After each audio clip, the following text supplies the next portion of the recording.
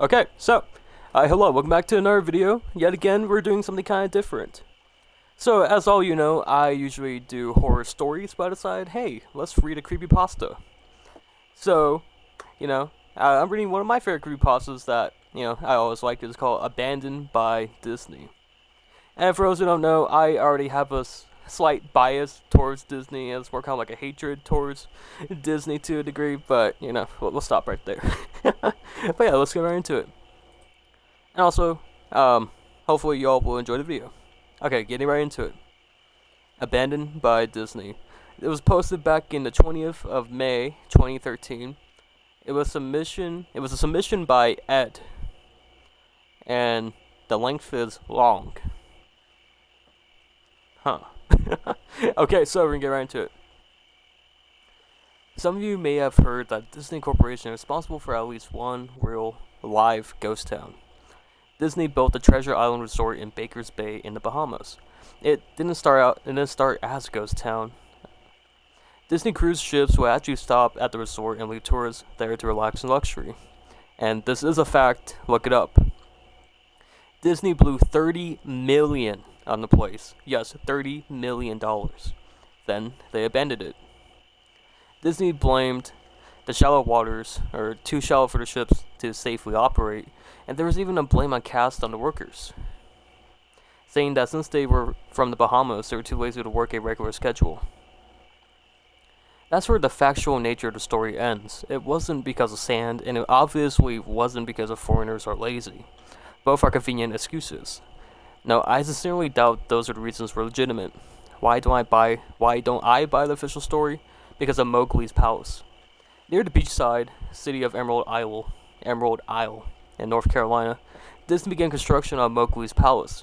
In the late 1900s, the concept of a jungle-themed resort with a large, you guessed it, palace in the center of the whole thing. If you're unfamiliar with the character of Mowgli, then you might better remember the story of The Jungle Book. If you've seen it anywhere else, you know it's a Disney cartoon from decades past.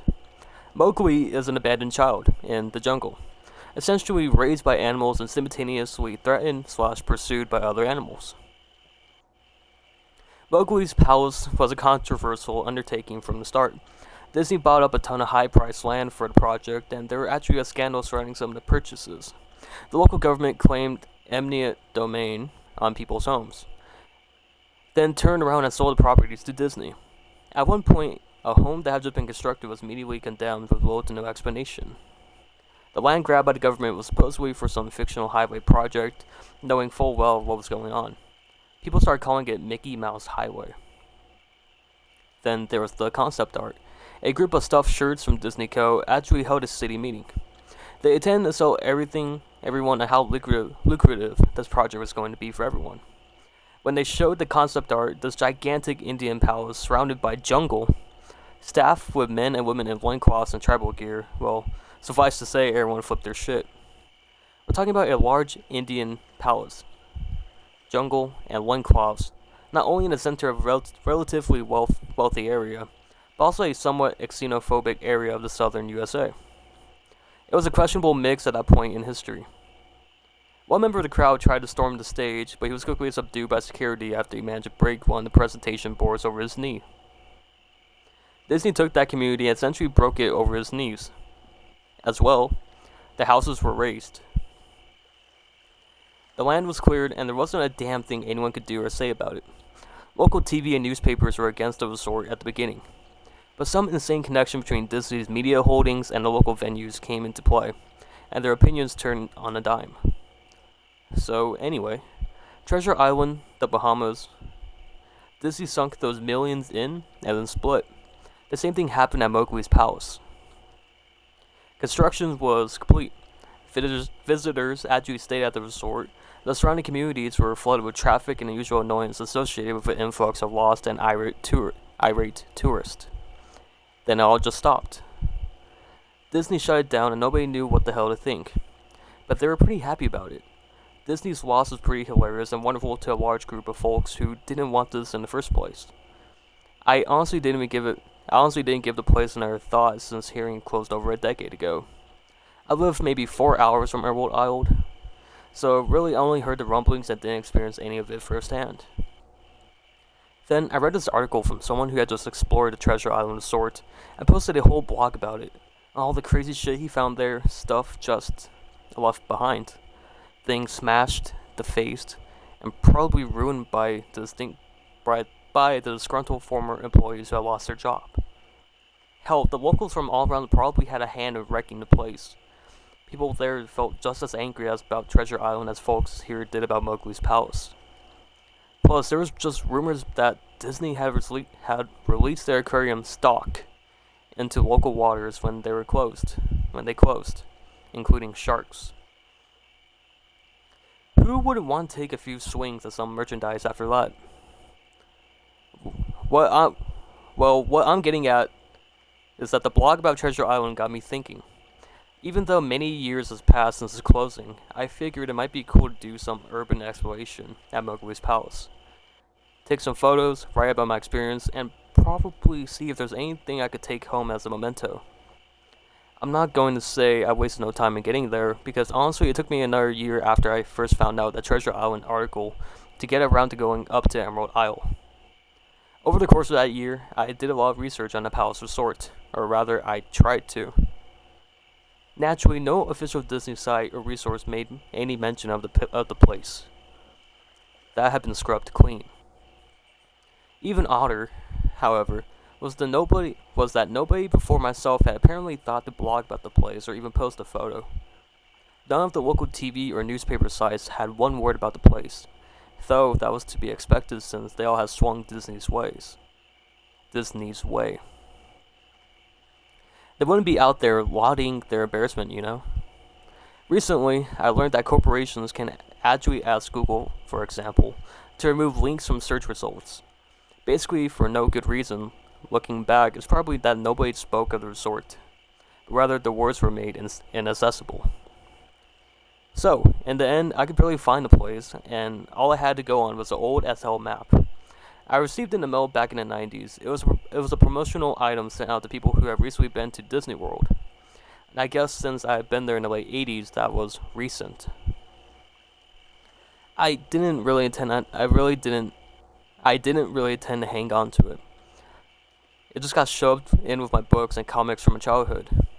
I only remembered it months ago into my research, and even then it took me another few weeks to locate the storage bin my parents had shoved it all into. But I did find it. Locals were no help, and most of the transplants who had moved to the beach in the recent years are old residents who had just sneered at me and made rude gestures the second I managed to say, "Where would I find Mowgli's?" The drive took me through an inordinately long corridor of overgrowth. Tropical plants that have run rampant in an overpopulated area mixed with native species of flora that actually belonged there and had tried to reclaim the land. I was in awe when I reached the front gates of the resort. Tremendous, monolithic wooden gates whose supports to either side looked like they must have been cut from giant sequoias. The gate itself had been gouged in several places by woodpeckers and eaten away by the base of burrowing insects. Hanging on the gate was a sheet of metal, some random scrap with the hand-painted letters scrawled in black. Abandoned by Disney. Clearly, the handiwork of some past local or an employee who wanted to make some small protest. The gates were open enough to walk through, but not drive. So grabbing my digital camera and the map whose flip side showed a layout of the resort, I set off on foot. The inner grounds of the place were just as overgrown as the entryway. Palm trees stood untended and ragged, among piles of their own coconuts. Banana plants similarly stood in their own stinking, bug-riddled mix with obnoxious tall weeds and stinking. Oh wait, hold on.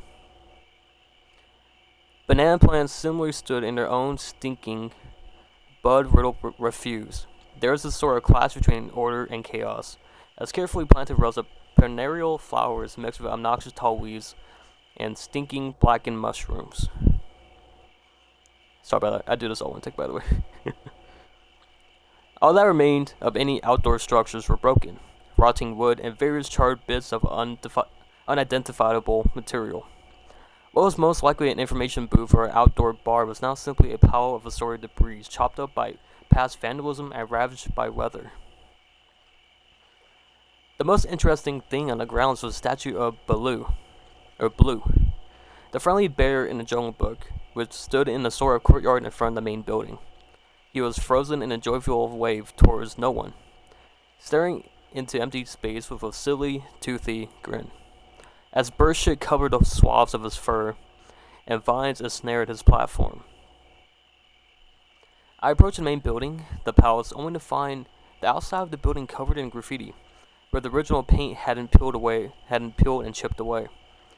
The front doors weren't just open, they had been taken off their hinges and were stolen. Above the front doors, or the gaping maw where they had been, someone had once again painted, "Abandoned by Disney." I wish I could tell you about the awesome stuff I saw inside the palace. Forgotten statues, abandoned cash registers, a full-fledged secret society of homeless bums, but no. The inside of the building was so stark, so bare, that I actually think people had stolen the molding off the walls.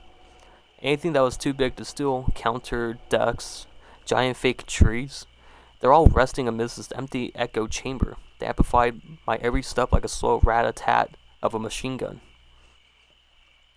I checked the floor plan and headed to all the locations that might seem in any way interesting. The kitchen was, as you imagine, an industrial food prep area with the appliances in space.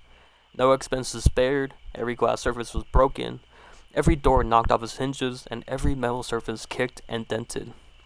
The entire place smelled like very old piss. The huge freezer, not even remotely cool now, had rows upon rows of empty shelf space. Hooks hung from the ceiling, probably for hanging cuts of meat, and as I stood there for a moment, I noticed that they were swinging. Each hook swung in a random direction, but the movements were slow and small, that it was almost impossible to see. I figured it had been caused by my footsteps, so I stopped one from swinging by clutching it in my fist, then carefully letting go, but within seconds it started to swing once more. The bathrooms were much in the same state as the rest of the place. Just like the treasure island resort, someone had methodically smashed each porcelain commode with coconuts and other implements. There was about a half-inch of rancid, stinking, stagnant water on the floor, so I didn't stay there very long. What's odd is that the toilets and the sinks and the bidets in the ladies' room, yes, I went there, all dripped and leaked, or just ran freely. It seemed to me that they should have shut the water off long ago. There were plenty of rooms in the resort, but naturally I didn't have time to look through all of them. The few I did peer into were similarly wrecked, and I didn't expect to find anything there. I thought there was actually a television or radio in one room, as I really think I heard a quiet conversation coming out. Though it was like a whisper, probably my own breathing echoing in silence, or just another case of the sound of flowing water playing tricks in my mind, but this is what it sounded like. I didn't believe it. I didn't know that. I didn't know that. Your father told you.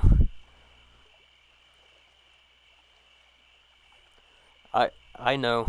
I know that sounds ridiculous. I'm just telling you what I experienced. Why I thought there might have been something running in that room.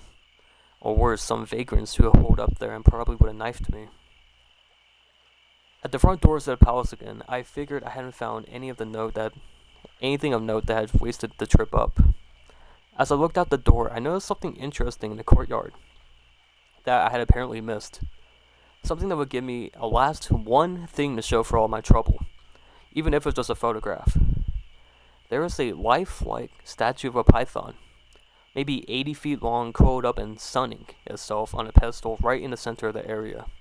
It was almost time for the sun to start setting, so the light fell onto the object in the perfect way for a photograph. I approached the python and snapped a photo.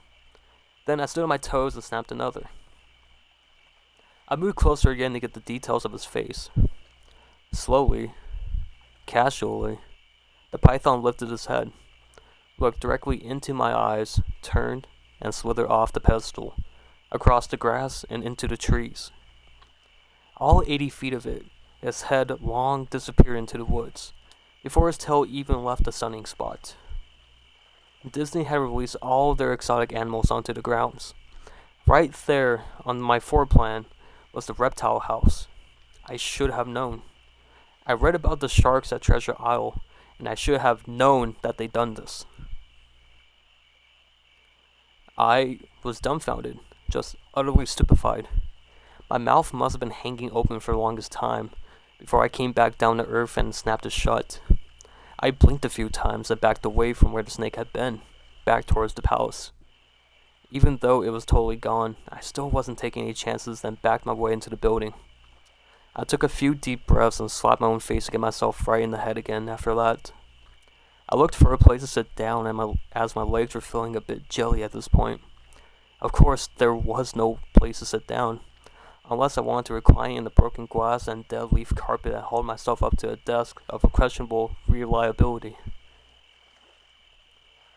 I had seen some stairs near the palace lobby and decided to go have a seat there until I felt better. The staircase was far enough away from the front of the building to be relatively clean, save for a startling accumulation of dust. I pulled a wedge of metal off the wall, once again painted with "Abandoned by Disney" motto I'd become accustomed to. I placed a wedge on the stairs and sat on it to keep at least somewhat clean. The stairway led down below ground level, using my camera flash as a sort of improvised flashlight. I could see that the staircase ended up in a metal mesh door with a padlock. A sign on the door, a real sign, read, "Mascots-only. Thank you." This perked up my spirits for a little bit, for two reasons. One, a mascot-only area would have definitely had something interesting stuff back in the day. And two, the padlock was still in place. Nobody has gone down there. Not the vandals, not the looters, nobody. This was the only place I could actually explore, and perhaps find something interesting to photograph, or wantonly still. I had come to the palace essentially agreeing to myself that it was okay to take anything I wanted because, hey, abandoned. It didn't take much to bust a lock. Well, actually, that's wrong. It didn't take much to bust a metal plate on the wall that the padlock was hooked to. Time and decay had done most of the work for me. I was able to bend the metal plate enough to pull out the screws off the wall, something nobody else had apparently thought of, or hadn't been able to do at the time. The mascot-only area was startling and very welcome change from the rest of the building I'd seen. For one, every second or third fluorescent light overhead was illuminated, even though they flickered and faded randomly. Also, nothing had been stolen or broken, even if age and exposure were definitely taking their toll. Tables had notepads and pens, and there were clocks, even a punching clock on the wall complete with filled-out time cards. Chairs were scattered around, and even a small break room with an old, static-filled television and long rotted-out food and drinks on the counters. It was like one of those post-apocalyptic movies where everything is left in a state of evacuation. As I walked in the maze-like sub-basement hallways of the mascot-only area, the sights just became more and more interesting.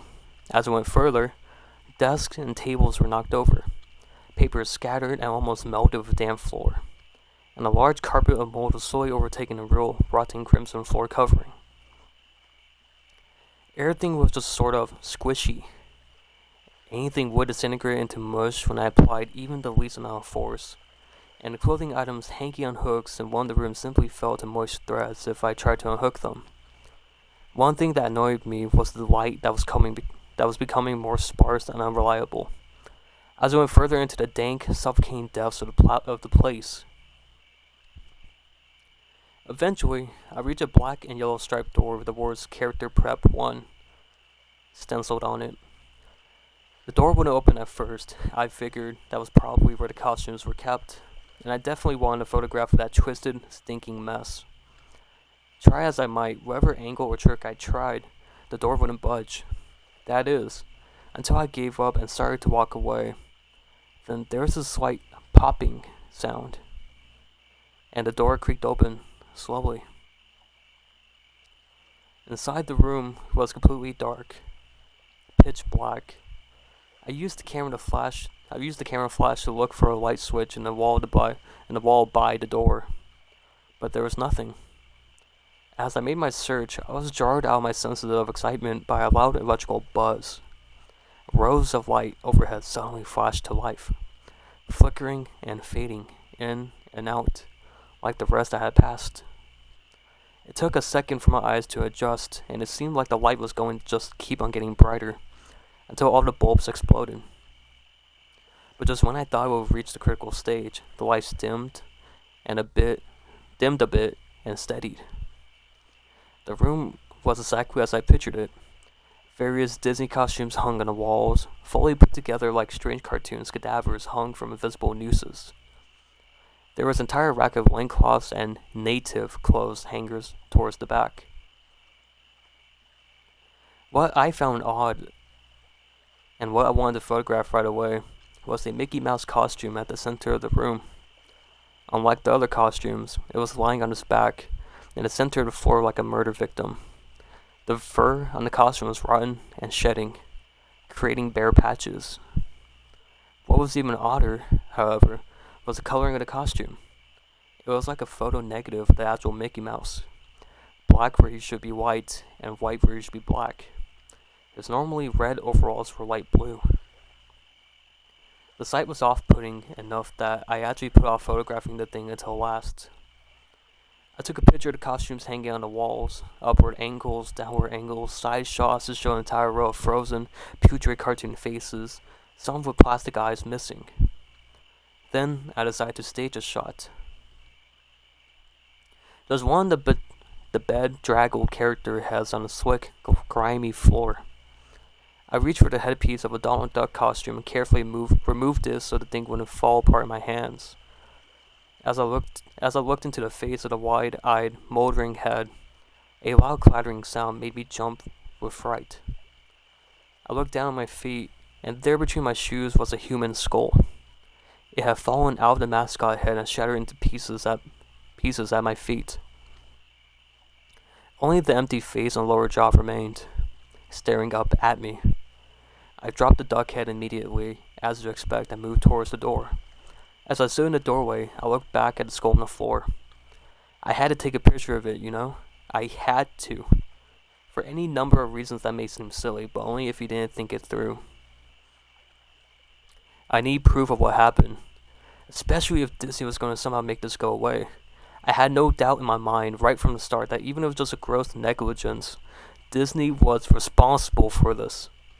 That's when Mickey, that photo negative, opposite Mickey, in the middle of the floor, started to get up.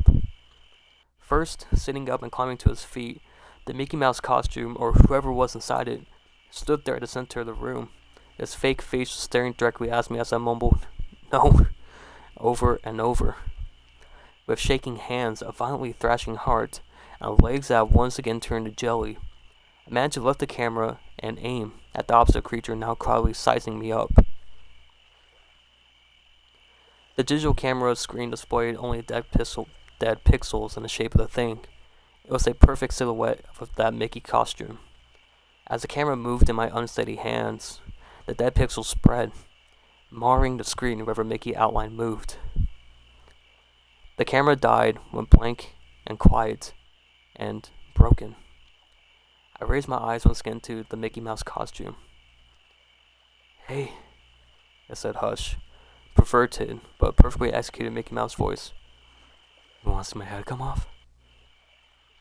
It started to pull at his own head, working its clumsy, glove-clad fingers around his neck with clawing, impatient movements similar to a wounded man trying to pull himself free of a predator's jaw.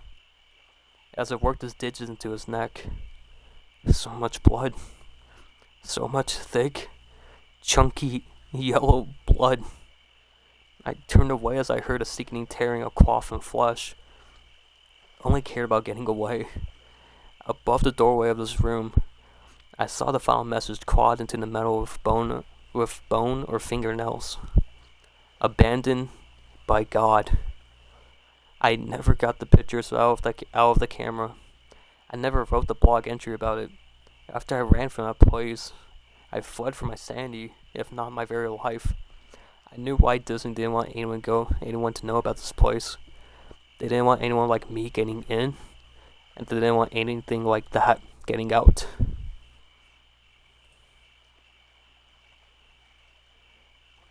Okay, so was that scary enough for you?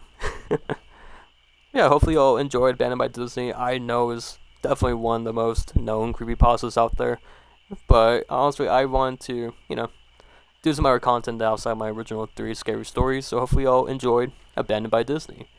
If that is your first time actually hearing about Abandoned by Disney, hopefully y'all enjoyed. Hopefully I did the story justice, if anything. I try to always make my voice just sound a lot better when it comes to this. So hopefully y'all enjoyed. I don't have anything else to say. If you guys really did enjoy this video, please leave a like. I'm thinking about maybe doing like another creepypasta, like doing a creepypasta playlist and doing like a series of this video where I read, because look at my thing. This isn't scary. This is more just like a beginner look into horror. So hopefully y'all enjoyed. I don't have anything else to say. Please leave a like if you enjoyed. It helps out the channel and tells me that you guys want to see more of this type of content. If you guys do, I will love to keep making more of these for y'all. And yeah, if you enjoyed, please leave a like. All my socials are down below. Link to Creepypasta wiki will be down below too, and link to the story. And yeah, it's been Janky. I'll see you guys later. Am I forgetting anything else? Okay. I don't like saying, oh, please like and subscribe, but if you do want to subscribe, it helps out the channel. And yeah, I don't want to keep bugging you guys anymore. Thank you guys so much for watching, and thank you guys for everything. And I'll see you guys later. Bye, everyone.